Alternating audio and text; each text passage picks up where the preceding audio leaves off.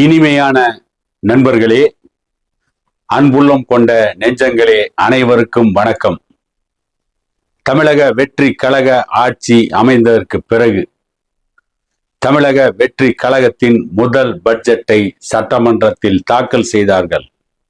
முதலமைச்சர் விஜய் அவர்களுக்கு இருந்த நல்ல பெயர் பறந்து போய்விட்டது. அதற்கு அடுத்து வேளாண்மை பட்ஜெட்டை தாக்கல் செய்தார்கள். இருந்ததும் ஒளிந்து விட்டது. போதாத குறைக்கு அண்ணா திமுக ஆட்சியில் ஊழல் மேல் ஊழல் செய்த ஊழல் பேர்வழிகள் தொடர்ந்து படையெடுத்து கொண்டே இருந்தார்கள். ஒரு சில வாரங்கள் அவர்கள் வருவது நின்று போயிருந்தது. இப்பொழுது மீண்டும் ஆரம்பித்து விட்டார்கள்.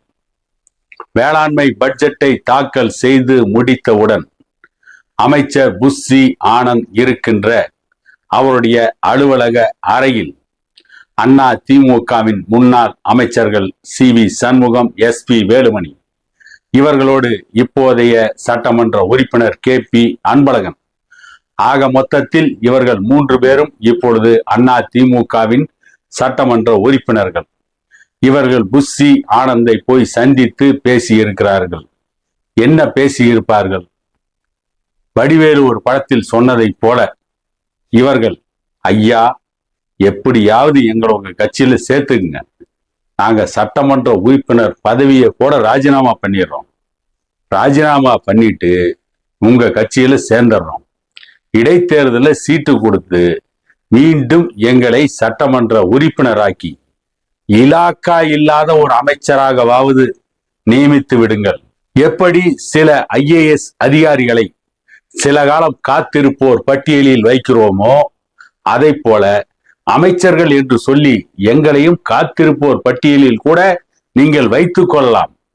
ஏன் என்று கேட்டால், அண்ணா திமுகவில் இனி எடப்பாடி பழனிசாமி எங்களை மதிப்பதாக இல்லை, எங்களை கண்டுகொள்வதில்லை. நாங்கள் மிரட்டி பார்த்தோம், அழுது பார்த்தோம், கதறி பார்த்தோம், காலில் விழாத குறையாக கெஞ்சி பார்த்தோம். அப்பொழுதும் எங்களை பற்றி எடப்பாடி பழனிசாமி சட்டை செய்வதாக இல்லை. போதாத குறைக்கு எங்களுடைய ஆதரவாளர்களின் கட்சி பதவியையும் பிடுங்கிவிட்டார் எடப்பாடி பழனிசாமி. இனி அங்கே எங்களுடைய பருப்பு வேகாது. இனி அண்ணா திமுகவில் தொடர்ந்து பயணம் செய்ய முடியாது. ஏற்கனவே அண்ணா திமுக நடத்துகின்ற எந்த கூட்டத்திற்கும் எங்களுக்கு அழைப்பு கொடுப்பதில்லை. மீறி போனாலும் அடித்து விரட்டாத குறையாக துரத்தி கொண்டிருக்கிறார்கள். இதற்கெல்லாம் காரணம் தமிழக வெற்றி கழக ஆட்சியின் மீது நம்பிக்கையில்லா ஓட்டெடுப்பு நடந்த பொழுது 25 சட்டமன்ற உறுப்பினர்களை அழைத்து வந்து தமிழக வெற்றி கழக ஆட்சிக்கு ஆதரவாக ஓட்டு போட்டு முதலமைச்சராக விஜய் நீடிப்பதற்கு நாங்கள் உதவி செய்ததன் விளைவு இன்றைக்கு உபத்திரவத்தை சந்தித்து கொண்டிருக்கிறோம். எடப்பாடி பழனிசாமி எங்களை அண்ணா திமுகவை விட்டு எப்பொழுது விரட்டலாம் என்று காத்து கொண்டிருக்கிறார். எந்த நேரத்திலும் துரத்தி விடுவார்கள். உங்களை நம்பித்தான் இருக்கிறோம். எப்படியாவது மீண்டும் தமிழக வெற்றி கழகத்தில் எங்களை சேர்த்து கொள்ளுங்கள் என்று கதறியிருப்பார்கள். அதற்கு புஸ்ஸி ஆனந்த் என்ன சொல்லியிருப்பார்? தபார், நீங்க தமிழக வெற்றி கழகத்திற்கு வருவதை பற்றி கூட கவலை இல்லை. எப்பொழுது வேண்டுமானாலும் உங்களுடைய சட்டமன்ற உறுப்பினர் பதவியை ராஜினாமா செய்துவிட்டு தமிழக வெற்றி கழகத்தில் ஒரு சனிக்கிழமை நாளாக பார்த்து உங்களுடன் ஒரு 2000-3000 பேரை அழைத்து வந்து பனையூர் அலுவலகத்தில் தமிழக வெற்றி கழகத்தில் சேர்ந்து கொள்ளுங்கள். ஆனால் தமிழக வெற்றி கழகத்தில் சேர்ந்து விட்டோம் என்கின்ற அதிகாரத்தில் நினைத்தவுடன் அமைச்சரை பார்க்க வேண்டும், ஆதவ் அர்ஜுனாவை பார்க்க வேண்டும், புஸ்ஸி ஆனந்தை பார்க்க வேண்டும் என்றெல்லாம் அதிகாரம் செலுத்தக்கூடாது. நாங்கள் எப்பொழுது உங்களுக்கு அப்பாயின்மெண்ட் கொடுக்கிறோமோ அப்பொழுதுதான் எங்களையே பார்க்க முடியும். யாரை? இந்த அமைச்சர்களையே பார்க்க முடியும். நாங்கள் எல்லாம் ஏற்கனவே அமைச்சர்களாக இருந்தவர்கள். நாங்கள் நினைத்த நேரத்தில் எடப்பாடி பழனிசாமி அவர்கள் முதலமைச்சராக இருந்த பொழுது அவரை போய் பார்த்தவர்கள், அப்பாயின்மெண்ட் வாங்காமல் சந்தித்தவர்கள்.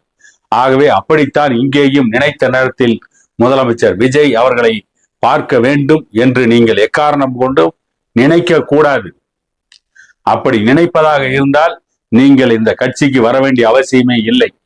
முதலமைச்சர் விஜய் அவர்கள் நினைத்தால் உங்களை சந்தித்தாலும் சந்திப்பார், சந்திக்காமல் கூட இருப்பார். ஏனென்றால் உங்களை விட முக்கியமான வேலை முதலமைச்சர் விஜய் அவர்களுக்கு இருக்கிறது.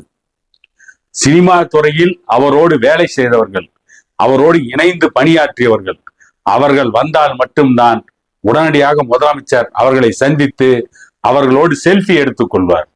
உங்களை எல்லாம் பார்த்தவுடன் பேச வேண்டும் என்று அவர் நினைக்கவே மாட்டார். உங்களை பார்த்தவுடன் அழைத்து பேசலாம் என்று அவர் நினைக்க மாட்டார். நீங்கள் கேட்டவுடன் உங்களுக்கு அப்பாயின்மெண்ட் கொடுக்க மாட்டார். அவராக என்றைக்கு உங்களை பார்க்க வேண்டும் என்று நினைக்கிறாரோ அப்பொழுதுதான் உங்களை பார்ப்பார். அடிக்கடி வந்து எங்களுக்கு தொல்லை கொடுக்க கூடாது. போனால் போகட்டும், வரப்போகின்ற சட்டமன்ற இடைத்தேர்தலில் உங்களுக்கு சீட்டு கொடுப்பதை பற்றி பரிசீலிக்கிறோம். அப்பொழுது உங்களுக்கு சீட்டு கிடைத்தாலும் கிடைக்கலாம், கிடைக்காமல் போனாலும் போகலாம். இருந்தாலும் அமைச்சர் என்கின்ற முறையில், பொது செயலாளர் என்கின்ற முறையில் உங்களுக்கு ஒரு வாக்குறுதி தருகிறேன். நீங்கள் சட்டமன்ற உறுப்பினர் பதவியை ராஜினாமா செய்துவிட்டு தமிழக வெற்றி கழகத்தில் இணைந்ததற்கு பிறகு நீங்கள் தமிழக வெற்றி கழகத்தில் ஏற்கனவே பணியாற்றியவர்களுக்கு கீழே தான் பணியாற்ற வேண்டும். அவர்கள் தான் சீனியர்கள், நீங்கள் ஜூனியர்கள். இருந்தாலும் உங்களுக்கு சட்டமன்ற தேர்தலில் போட்டியிடுவதற்கு ஒரு வாய்ப்பு கொடுப்போம். அதை எப்பொழுது கொடுப்போம் என்பதை நாங்கள் தான் தீர்மானிப்போம். இதற்கெல்லாம் விருப்பப்பட்டால் வந்து தமிழக வெற்றி கழகத்தில் சேருங்கள், இல்லையேல் இடத்தை காலி செய்யுங்கள். எங்களுக்கு இந்த கட்சியில் வந்து சேருவதற்கு பலர் காத்து கிடக்கிறார்கள். பாராளுமன்றத்தில் முழக்கமிட்ட வைகோவே எங்களுக்காக காத்து கிடந்து வந்து கட்சியில் சேர்ந்தார். ஒடுக்கப்பட்ட மக்களுக்காக கட்சி நடத்துகிறோம் என்று சொல்லி ஒரு பெரிய வாக்கு வங்கி வைத்திருந்த திருமாவளவனே இப்பொழுது அமைதி காக்கிறார். அவரே பட்ஜெட்டுக்கு எதிராக பெரிய அளவில் எந்த ஒரு எதிர்ப்பும் காட்டாமல் அமைதி காக்கிறார். கம்யூனிஸ்ட் கட்சிகளே கம்யூனிஸ்டுகள் என்பதை மறந்துவிட்டுத்தான் எங்களுக்கு ஆதரவு கொடுத்து கொண்டிருக்கிறார்கள். ஆகவே நீங்கள் அதிமுகவில் இருந்து விலகி வந்து தமிழக வெற்றி கழகத்தில் இணைந்தாலும் உங்களுக்கு ஒன்றும் பெரிதாக புதிதாக எந்த அதிகாரமும் கொடுக்க மாட்டோம், எந்த முக்கியத்துவமும் கொடுக்க மாட்டோம். இதற்கெல்லாம் விருப்பப்பட்டால் எங்கள் கட்சியில் சேருங்கள். இது சம்பந்தமாக நீங்கள் முதலமைச்சர் விஜய் அவர்களை சந்திக்க வேண்டும், அவரை பார்த்து பேச வேண்டும் என்று நினைத்தால் வந்த வழியே திரும்பி சென்று விடுங்கள் என்றுதான் சொல்லியிருப்பார் என்று நான் நினைக்கிறேன். இருந்தாலும் சி.வி. சண்முகம், எஸ்.பி. வேலுமணியும் போனால் போகட்டும். அதிமுகவில் பல காலம் அமைச்சர்களாக இருந்தோம், நம்மை பார்ப்பதற்கு பலர் காத்து கிடந்தார்கள். ஆனால் இன்றைக்கு நம்முடைய தலையெழுத்து எடப்பாடி பழனிசாமி அவர்களை எதிர்த்து கொண்டு தமிழக வெற்றி கழகம் புதிதாக ஆட்சிக்கு வந்திருக்கிறது. விஜய்க்கு ஒன்றும் தெரியாது. நாம் போனால் ஏற்கனவே நமக்கு அமைச்சராக இருந்த அனுபவம் இருக்கிறது, நம்மை அமைச்சராக்கி விடுவார், நாம் மீண்டும் சுகமாக வாழலாம் என்று நினைத்து வந்தோம். ஆனால் இந்த முதலமைச்சர் விஜய் மலை விழுங்கி மகாதேவனாக இருக்கிறார். இதற்கு முன்பு அதிமுகவின் பொதுச் செயலாளராக இருந்த ஜெயலலிதா கூட பரவாயில்லை, கொஞ்ச காலமாவது அமைச்சராக நீடிப்பதற்கு அனுமதி தந்தார். என்ன திடீரென்று அமைச்சர் பதவி விட்டு நீக்குவார், ஆனால் மீண்டும் கூட அமைச்சர் பதவி கொடுப்பார். இங்கே அதற்கு கூட உத்தரவாதம் இல்லை. கொஞ்சம் யோசிக்காமல் அதிமுகவை உடைத்துவிட்டு இன்றைக்கு தடுமாறி கொண்டிருக்கிறோம். அதிமுகவில் இருந்தால் மரியாதை இல்லை, அதிமுக தொண்டர்களும் மதிப்பதில்லை, அதிமுக பொதுச் செயலாளர் எடப்பாடி பழனிசாமி அவர்களும் மதிப்பதில்லை, நம்மை கண்டுகொள்வதே இல்லை. வேறு வழி இல்லை, தமிழக வெற்றி கழகத்திலேயே இணைந்து விடுவோம், எப்படியாவது கருணை காட்டுங்கள் ஐயா என்று CV. Shanmugam, S P. Velumani, KP. Anbazhagan போன்றவர்கள் புஷி ஆனந்தை சந்தித்து கதறி இருக்கிறார்கள். கூடிய விரைவில் இவர்களும் சட்டமன்ற உறுப்பினர் பதவியை ராஜினாமா செய்துவிட்டு அதிமுகவில் இணைவார்கள். ஏனென்றால் அதை விட்டால் இவர்களுக்கு வேறு வழி இல்லை. ஆகவே இணைந்தே தீர்வார்கள், அதை யாரும் தடுக்க முடியாது.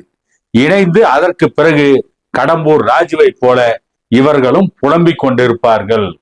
ஆக மொத்தத்தில் அதிமுக என்கின்ற கட்சியை உடைத்து அந்த கட்சியை ஒழித்து விடுவோம் என்று கனவு கண்ட எஸ்.பி. வேலுமணி, சி.வி. சண்முகம் போன்றவர்கள் கடைசியில் தமிழக அரசியலில் அனாதைகளாகி விடுவார்களோ என்றுதான் பலர் நினைக்கிறார்கள் என கூறிக்கொண்டு மீண்டும் ஒரு காணொளியில் உங்களை சந்திக்கும் வரை உங்களிடமிருந்து விடைபெறுவது உங்கள் எடப்பாடி துரைசாமி.